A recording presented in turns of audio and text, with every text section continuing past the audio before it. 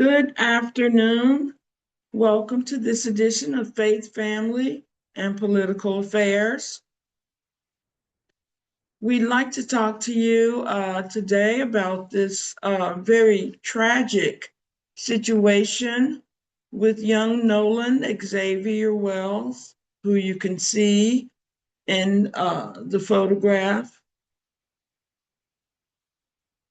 Young Nolan, you may know the story by now, went on a boating trip with several of his friends on the weekend of the 4th of July. All three friends returned home. Nolan did not. These friends reportedly told everyone that Nolan decided to stay on the island with a young woman who he had met there. It turns out that these three friends who traveled to the island with Nolan and who left him there also brought his cell phone back with them.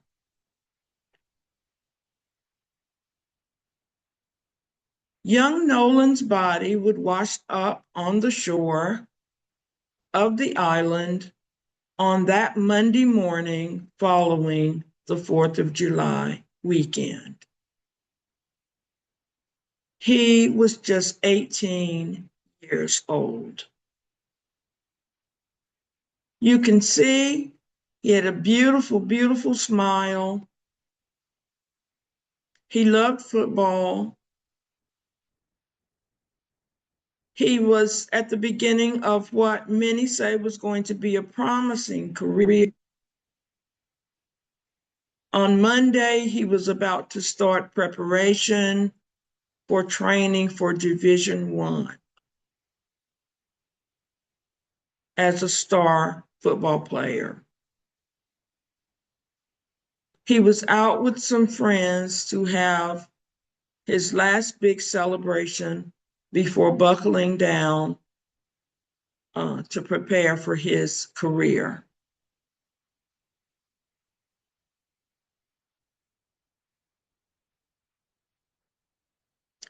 I have to first say that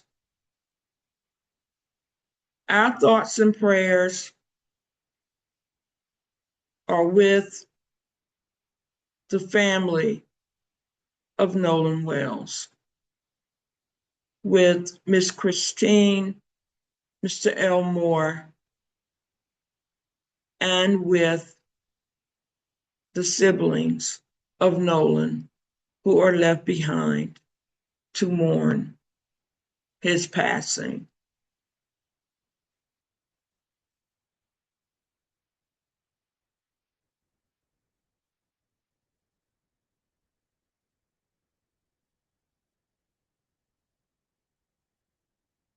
An investigation into the death of Nolan Wells continues.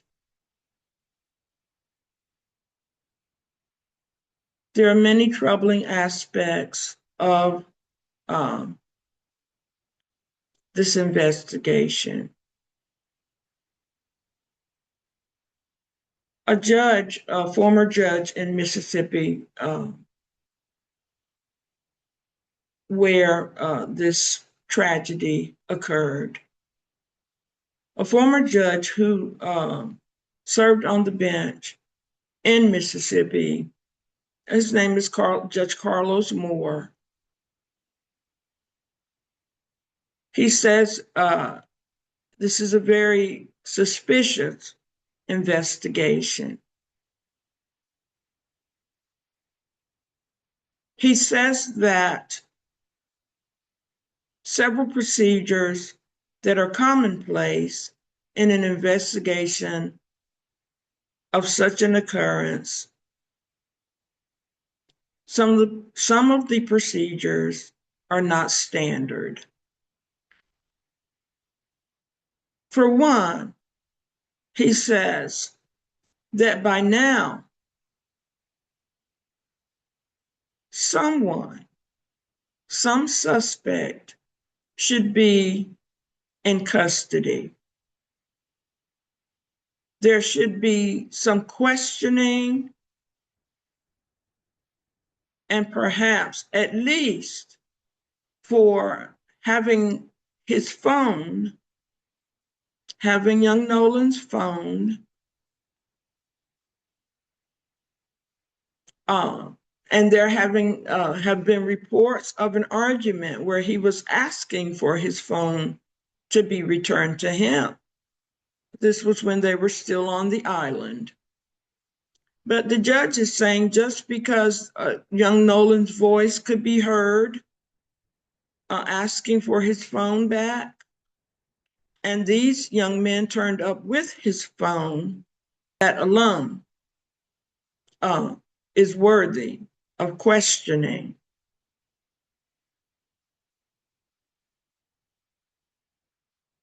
He also finds it surprising that the three young friends who went on the trip with Nolan have lawyered up. They all have lawyers. They also have all shut down their social media pages. Judge Carlos Moore is saying that if this was a drowning, an accidental drowning, where these three young men had no fault in it, he thinks it is surprising that they would not be more forthcoming with what happened.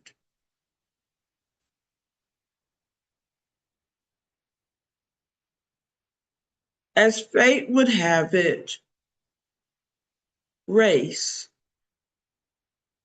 has become a very key piece of this investigation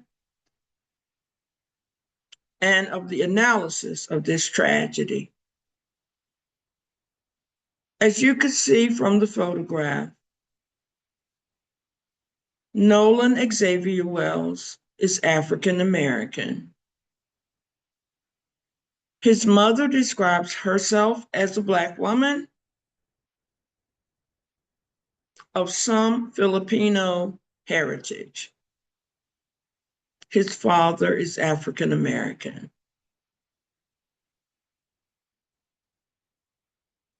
This is only significant because the three young men who traveled to that island with young Nolan are all Caucasian, are all white.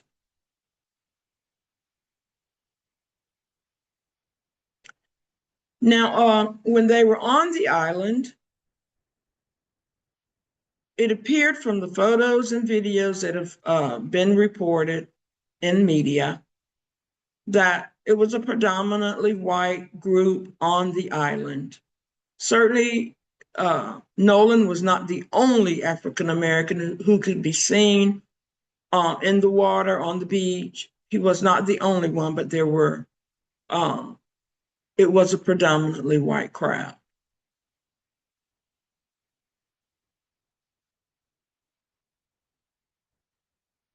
The details reported thus far say that these young men returned without Nolan. Nolan had met a girl, Katie, and decided that he wanted to stay behind. They have not said whether he gave them his phone or not. But we know that they ended up with his phone. We also know from reports from the account of his mother and his father that Nolan is hardly ever separated from his cell phone. Like most of us, young and old. They find it very highly suspicious that he would agree to stay on an island and agree to have his phone taken with them.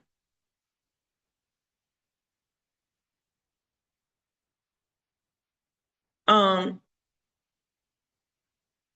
it turns out also that these friends of his have his phone while he is still supposedly on this island, and they do not contact his parents to say, well, Nolan decided to stay, but we brought back his phone. She finds out, the mother finds out about the phone because she has a tracker on her son's phone. Thank God. Because we don't know what would have happened to that phone had she not been able to track it. And she tracked it back to where these boys were. They did not volunteer the phone. She tracked it. Another detail that Judge Moore says is somewhat suspicious. But I don't think you have to be a judge, do you? I don't think you have to be a trained law enforcement official to say that that's a little curious. I'm going to tell you, I'm going to stay on the island that it's only accessible by boat. I'm going to stay on an island with the girl that I just met. I don't know her. I'm going to let you take my cell phone.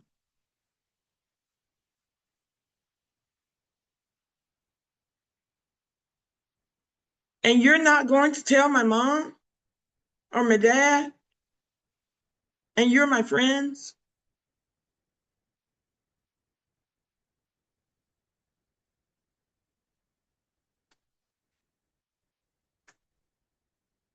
Mississippi, again, is where this tragedy occurred. And if you are African American living in America, you know the history of the deep, deep South. And many people say the South is the South, but even Mississippi is in a category of its own. Even the South isn't as bad as Mississippi in terms of race and racism.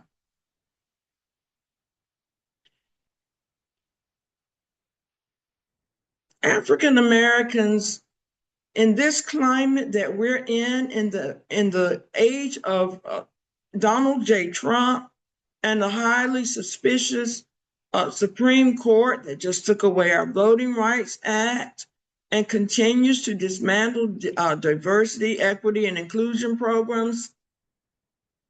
In this climate, African Americans must analyze this through the prism of a history of race and racism in Mississippi. Okay?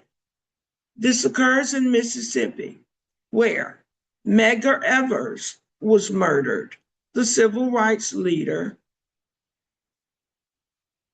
in 1963, I believe. He was murdered going into his home, leaving his car under the carport of his own home. He was exiting his car to go into his house.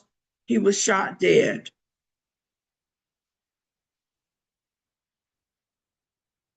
White supremacists would be arrested in connection with his murder. That was 1964.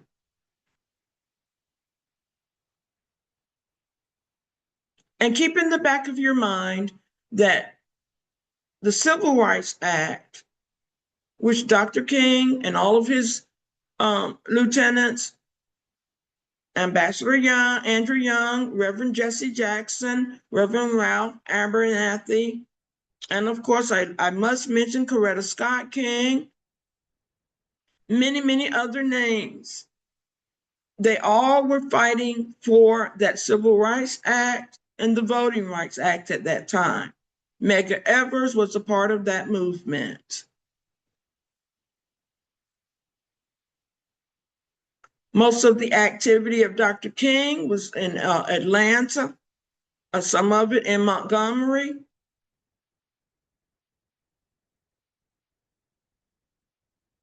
Medgar Evers was operating in Mississippi. So he was murdered in 1964. About 10 years before that, Emmett Till, 14 years old, murdered in Mississippi for whistling at a white woman. He was visiting relatives in Mississippi. He was visiting from the north, which is customary in the South among African Americans. We have relatives in the north who would very often visit in the summertime, spend some time. Young Emmett was visiting relatives. He whistles at a white woman in a store. He doesn't know all the details of the South, and he certainly doesn't know Mississippi.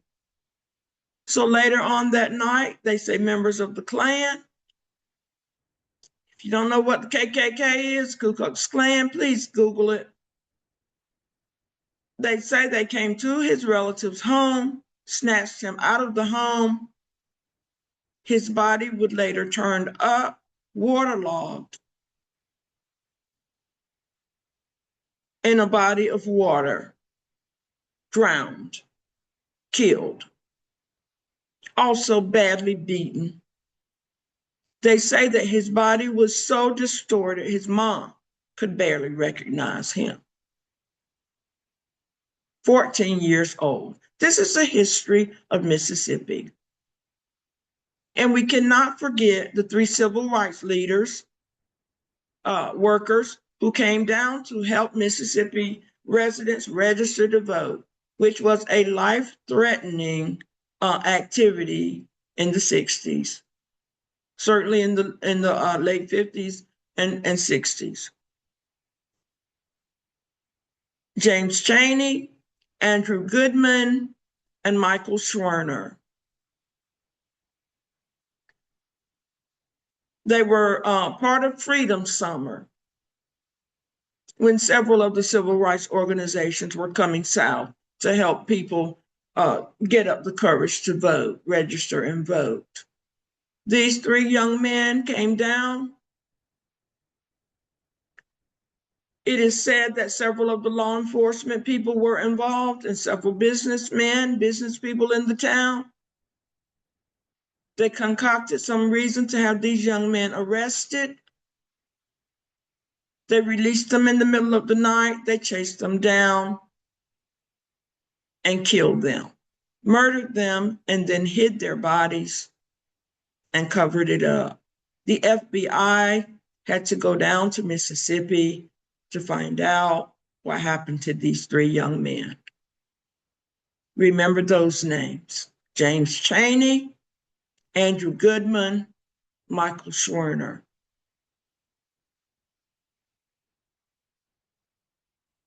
So Medgar Evers, 1964, Emmett Till, 1955, and these civil rights workers, 1963.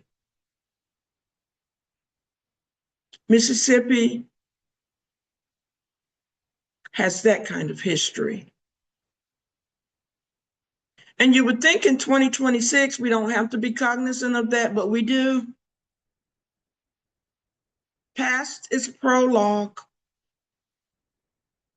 Now, we don't know the details of what happened to young Nolan. We don't know. It's still under investigation, and we have to say that. We have to say that.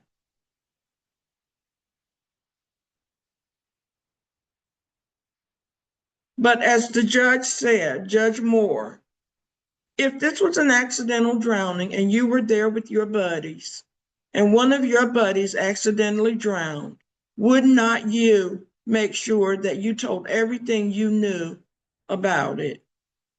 Okay. And if he decided all of a sudden that he wanted to stay behind, wouldn't you contact his parents to let them know, hey, Nolan's not coming back with us. He stayed on the island. Because if I'm his mom and his parent, you speak with his parents. If I'm his mom, I'm saying you're behind on that boat with the boys that you went with, and you come back with them. His parents, the Wells Wansley family, they have said that that's how they brought their son up. You return with who you came with. You do not get separate with the crowd that you came with. They say that's how they raised their son. Okay, so that again, it is suspicious that he would want to stay behind on an island that's only accessible by a boat, and that he would say, yeah, y'all take my phone. Take my phone too. When he has been brought up to not get separated from the people you came with. Okay, so be paying attention to the developments in that tragedy. And I must say, in the African American community, it sparked a whole conversation around safety in numbers. And how safe are you when you're in a group where you're the only Black person or one or two of a whole crowd? And it's sad in 2026 that we have to be having these conversations. But we would much rather be safe than sorry. We would much rather you say this is an unnecessary conversation if it's going to save one child's life. Okay? So it's almost like fire that is catching around. People are talking about this is the conversation that people are having. Because we are the generation, my generation certainly, and those since, we are those generations of integration. We are the people who came after segregation. So it's very commonplace for us to have a group of friends that is predominantly white. Where you might, if you went to a high school in a certain little town, that was a very common thing. You had a lot of friends that were white. You went places with them where you might be the only one, or you might be one of two. But you see, things have changed in the last 5 to 10 years with Donald Trump and all his race baiting. Things have changed. You have to be cognizant of the changes. This is a climate that's completely different than it was just 2 years ago. Certainly 5 years ago, maybe even 10. This is a different climate. The white supremacists just finished marching in DC with their Confederate flags, their masks on their faces and sunglasses. You could barely see them. You could barely see their faces. They crowded onto a train in DC. There was just one Black woman, bless her heart, on that train, filled with them.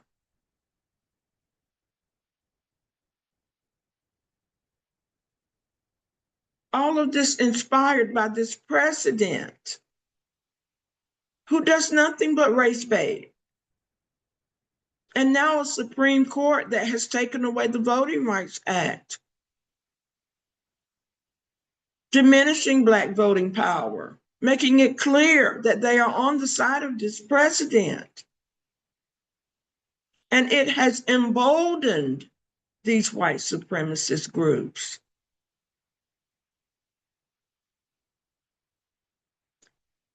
And I suggest that, his pardoning the insurrectionists, many of whom were white nationalists, the pardoning of them, and then trying to give them that $1.8 billion in monies, reparations. All of that has emboldened them. They think they are right.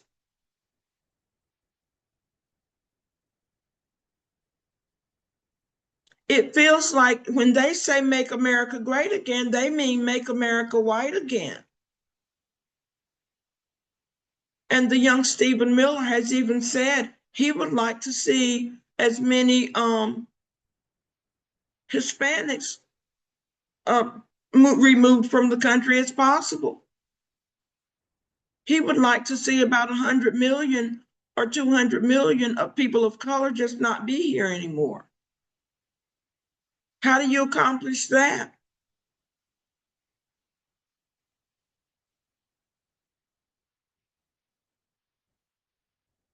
And so it is very sad for the family of young Nolan Wells that not only are they mourning his tragic and untimely death, they have to do it in the context of all this racial strife.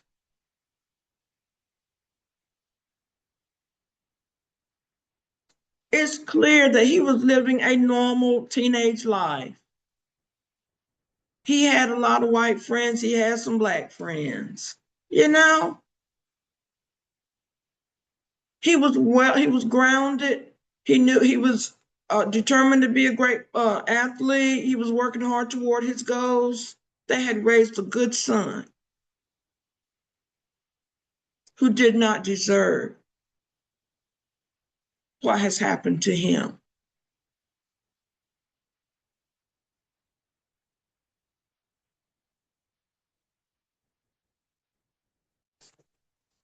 So our thoughts and prayers are with that family.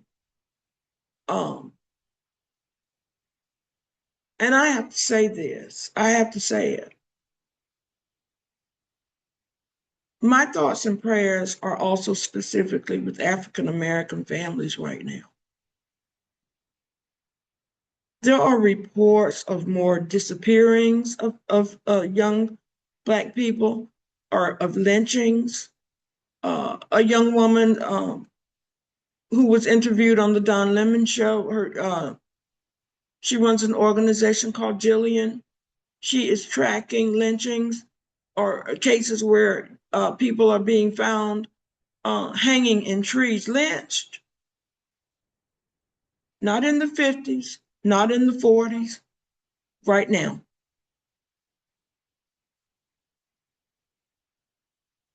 She has documented 5 or 6, even more cases. And many of these are being called suicides.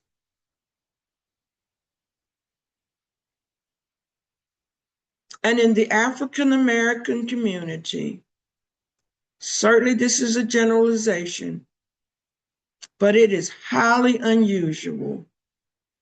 Number one, for people to commit suicide, but to commit suicide by lynching, by tying yourself up in a tree.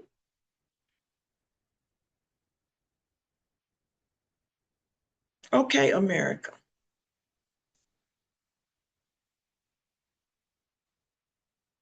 On Monday, on July the 20th, the family of Nolan Xavier Wells will lay their son to rest. But before that, they're going to have a big celebration of his life.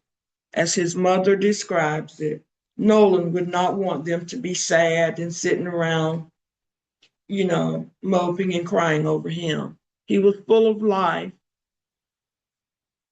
and excitement and love. And she said that's how they're going to celebrate his life.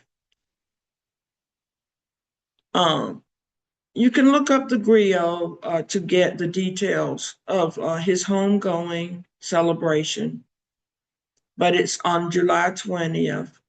And for times and stuff like that, please check out the griot. But it is going to be held in Ocean Springs, Mississippi. We do appreciate Attorney Ben Crump, who has taken on this case and making sure that this family is well represented legally and that young Nolan gets the justice that he deserves. Reverend Al Sharpton, our veteran civil rights leader,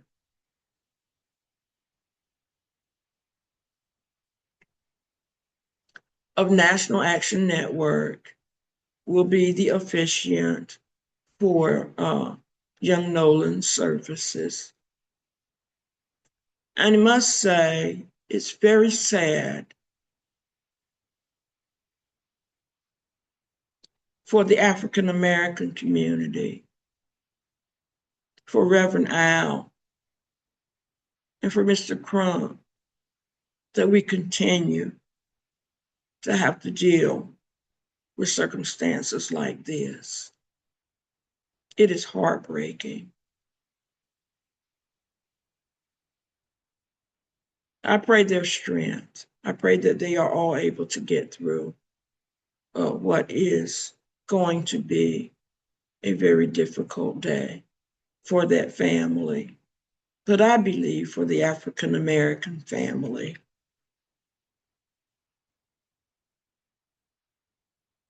And for the American family.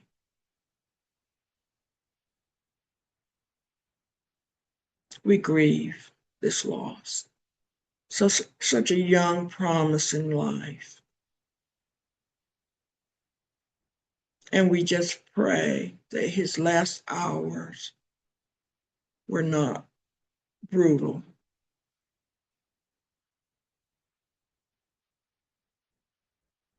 And we pray that he is at peace now.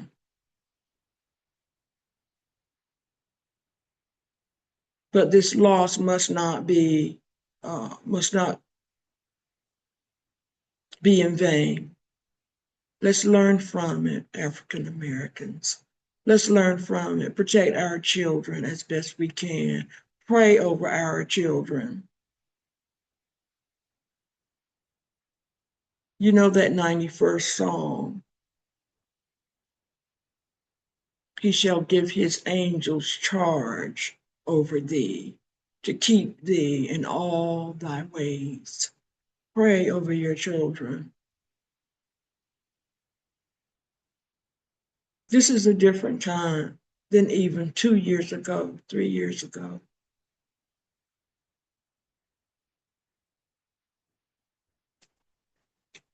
Okay, I'm going to move on to my next topic.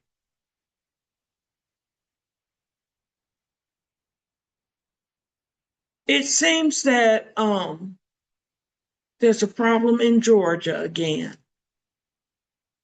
Two of the senators, Senator Raphael Warnock and Senator John Ossoff, are now in the crosshairs of your president. And tonight, your president is going to be holding an address from the White House to talk about declaring these two elected officials of Georgia, he's going to declare them illegitimate. This is the reports from the national media right now. Your president has decided that the elections that put these two men in office, the elections were somehow flawed, and these men do not deserve to be in those offices. Never mind that constitutionally, a president has no such authority. It is reported that the only body that constitutionally can remove a senator is the Senate. And the Senate must even be able to prove some misconduct by their colleagues before expelling them from the Senate. But as you know, this is a president who does not adhere to the Constitution of the United States.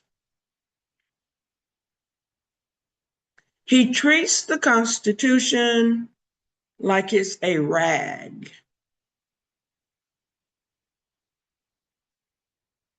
I don't know if he's ever even read the Constitution. It seems to exist in his mind to be challenged or to be ignored completely.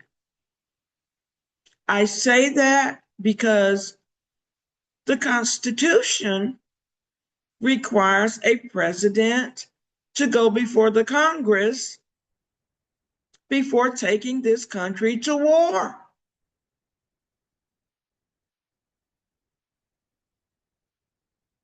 Yet, we are still at war with Iran.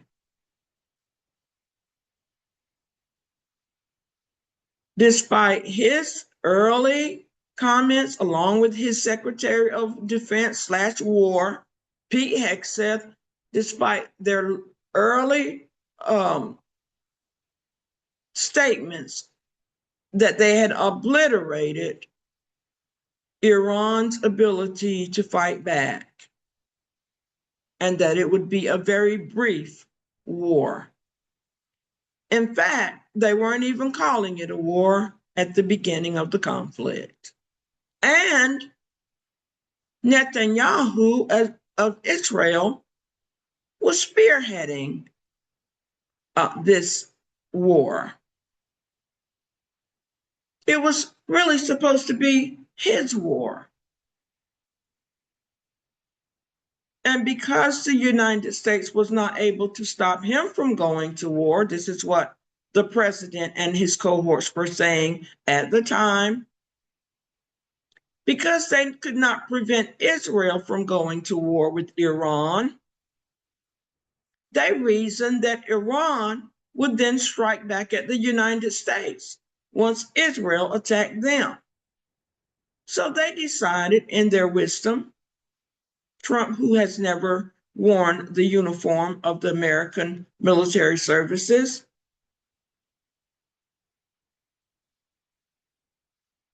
but they reasoned that Iran would come and attack us to retaliate for Israel attacking Iran. You go figure that out. I still can't figure it out. And so they said they would act preemptively. So they went on in with Netanyahu. So we're in a war, an unconstitutional and illegal war by many standards. So if he would ignore the Constitution in that instance, why wouldn't he ignore the Constitution tomorrow night, as is reported, and try to remove these two senators from their elected seats in the Congress?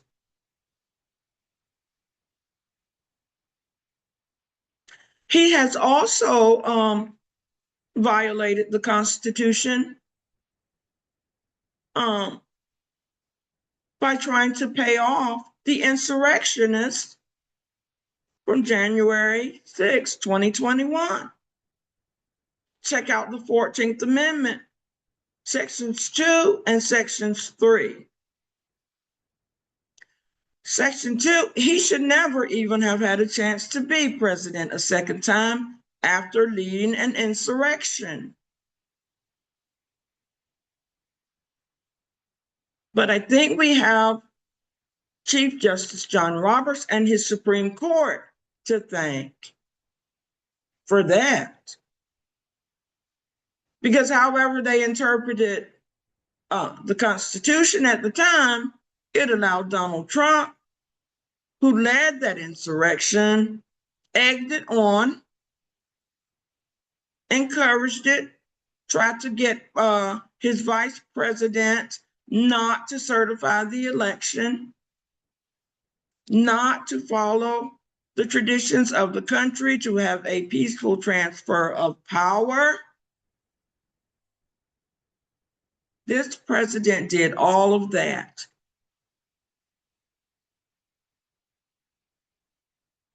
And it is written in the Constitution. Check it out, the 14th Amendment. The 14th Amendment, you know, you got to give it to the founding fathers sometimes. They had some really good intentions, despite being slave owners, most of them. But that's a whole nother video, right? But the 14th Amendment bars anyone who has led an insurrection against this country from holding office, the office of president. But Donald Trump managed to get around that. And then Section 3 says no one can pay insurrectionists. Anyone who leads an insurrection against this country, you cannot give them money. You cannot give them the government's, the taxpayers' funds. Did he not attempt that just a couple of months ago? He wanted to give $1.776 billion with a B dollars to the insurrectionists because they were so hurt that they were prosecuted for the crimes that they committed on that day.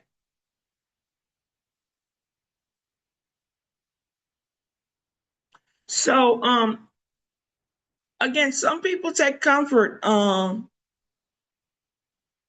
in the fact that he should not be able to remove Senator Warnock and Senator Ossoff in Georgia because it's unconstitutional.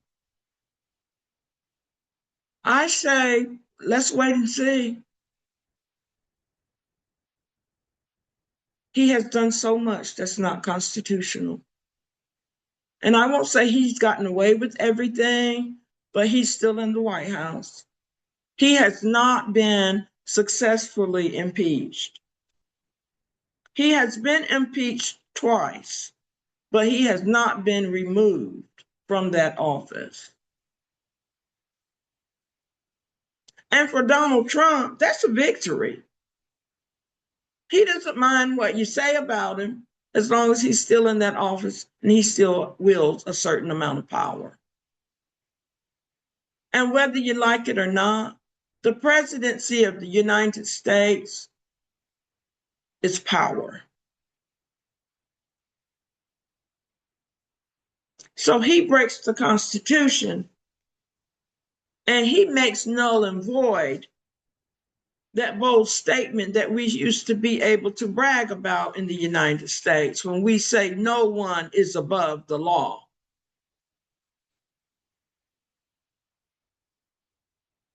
And when we say the president of the United States is the leader of the free world. I would argue that this president has caused both of those titles to be null and void. How can he be called the leader of the free world when 98.9% of his activities, his actions, reek of authoritarianism? He is the antithesis of democracy. and the personification of authoritarianism, in my humble opinion. So let's keep our eyes on what goes down tomorrow night in his address to the nation.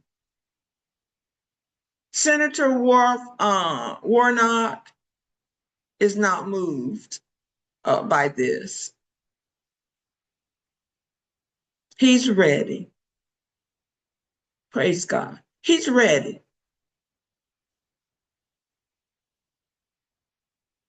Senator Ossoff is also ready. They were elected around the same time, and they seem to be men of a kindred spirit. So let's see how this plays out. Donald Trump may have bitten off more than he can chew with these two. We'll see. I'm going to close out with, I just wanted to make note, and I want you to be paying attention to this as well. The Supreme Court, two members of the Supreme Court, two justices, Elena Kagan and I forget her first name, Coney Barrett, Amy, I believe, went before Congress today on Wednesday, because the Supreme Court is receiving, the justices are receiving an unusually high number of threats on their lives. And briefly, for a time, because of some budget issues, they did not have the tight security that they're used to. So these two justices came before Congress to ask for additional funding or monies for security purposes. I think that's very interesting in light of their rulings of late, that many are calling racist, certainly anti-immigrant. They are supportive of these ICE tactics, this Supreme Court. And while we never condone violence here at Faith, Family, and Political Affairs, it is not surprising that in this climate of hate that they helped to create, not these two justices that appeared necessarily before Congress, but as a body, with these 6-3 rulings that pretty much target people of color. It is not surprising in this climate of hate and fear mongering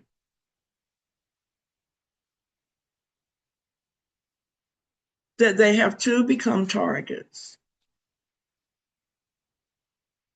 It's very sad. It's a very sad development, because just as the Constitution used to be revered as the law of the land, the Supreme Court used to be revered as the highest court in the land, the law of the land. They were responsible for interpreting it. But this court seems to be so partisan. They seem to either condone what this president, his agenda. They seem to condone it either in their voting or in their silence. And that's all I'll say on that. I'm going to wrap up, but keep your eyes on that funding situation for the Supreme Court and this heightened level of threats to the justices. Because again, this is another sign of abnormality, of the absence of normalcy in our country. This is not normal. As I said, just as the Constitution used to be revered, so did the Supreme Court. So the question becomes, what's different with these guys? What's different?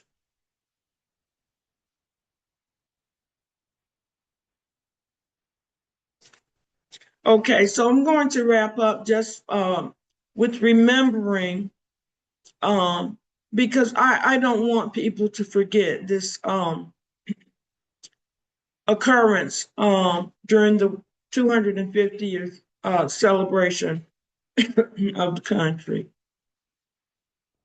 There was this disturbing image of a young Black woman on a train in DC, surrounded by white supremacists, as they had on their khaki pants uniform, their navy shirts, their masks up to their eyes, their dark sunshades covering their eyes, and their baseball caps with various emblems.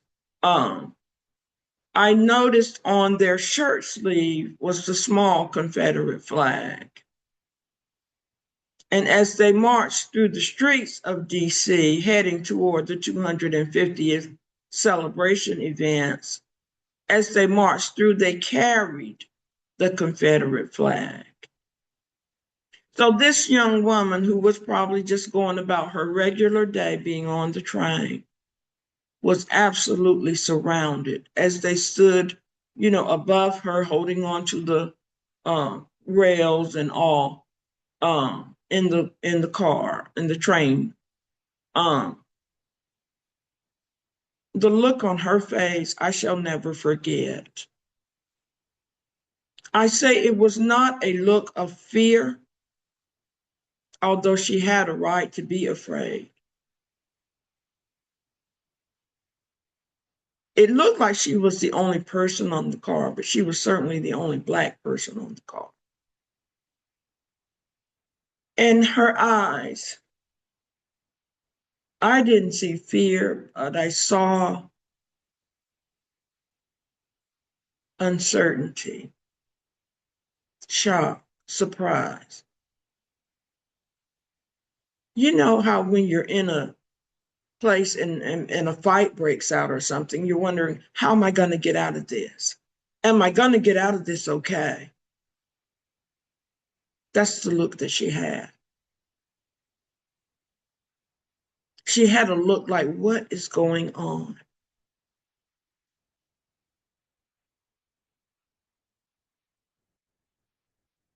What's going on, America? So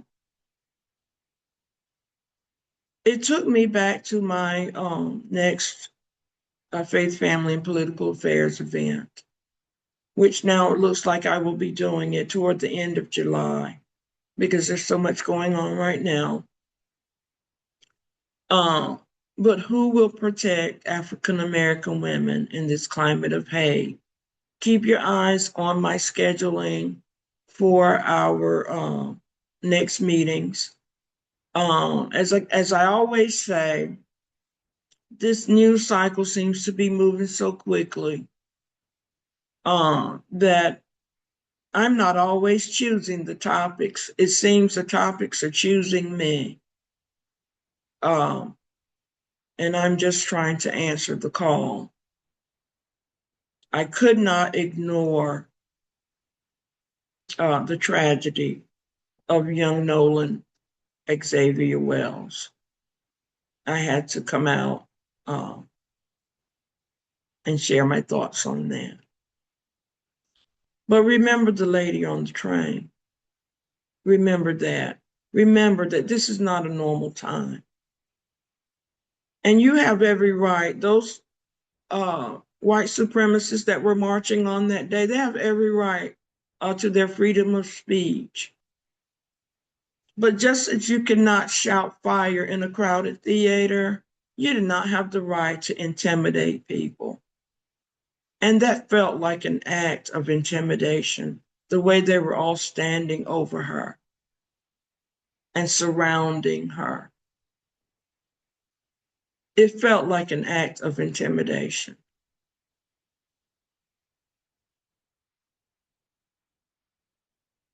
And this president has set the tone with his attacks on Black women, low IQ, nasty, he calls us.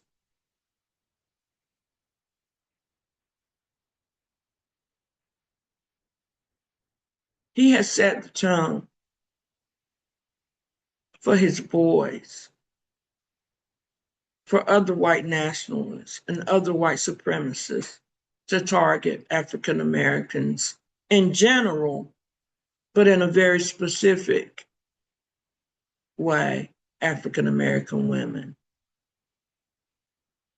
So let's just stay safe out there. Keep your eyes open. And certainly this isn't at everybody's door. But if you're in highly urban areas, and sometimes if you're in secluded rural areas, you may need to be paying heightened attention to your surroundings. And as I said, praying that prayer of protection over your children and over yourself. Okay, be safe out there, you guys. This is a different time. This is a different climate. Thank you for tuning in. This has been another edition of Faith, Family, and Political Affairs.